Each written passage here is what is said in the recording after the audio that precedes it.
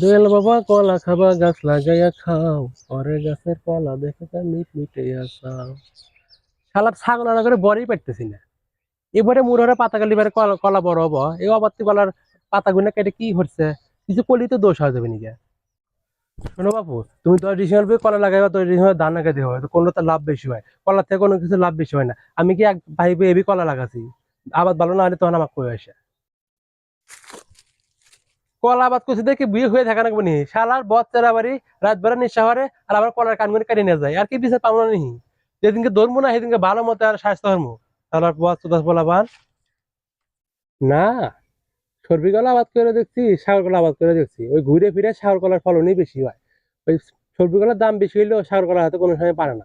আমি সেই জন্য সাগর কলা এখানে সবসময় আবাদ করি। এই শালার কলা বেচাও আর এক ঝামেলা। ওষুধ তো পাহাড়ি বলে কলার কালার ভালো হয়, ওরই আগে বারবার নিব। আর যেটা ওষুধ তো পাহাম না, ওর কালার হবো না, ওর নিবার যাবো না। আবার মানুষ ঠিকই কয় যে ফরমেন ছাড়া জিনিসই পাওয়া যায় না, তাহলে আমাকে দোষ দেখে এখানে লাভ আছে নি? হ্যাঁ, ও তুমি এবার 10 ডিসেম্বর কলা লাগাইবে, কিন্তু এখন গালে তো হবো না। চোদ্দ মাসে গেরো, চোদ্দ মাসে আমারই মেলা পথ পড়ে থাকে, তখন তুলে না গেরো, এখন গালে হবো না। চোদ্দ মাসে গেরো ঠিক নিয়ে দিই কি আরাম আছে নি?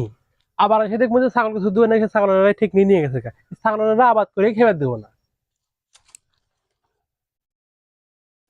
এই শালার কলা বাজারে এক ঝামেলা, বুঝছো? কোয়াশ বউর বই, এই নতুন লিঙ্গটা কিনছি, এই 7 দিন কাম হরমু দেখবো যে আর পরাজয় থাকবো না। এত সাবধানে কাম হরে তার শালার কোয়াশ ভরে, এই একটা ঝামেলা, কাগজ ঠিক থাকে না।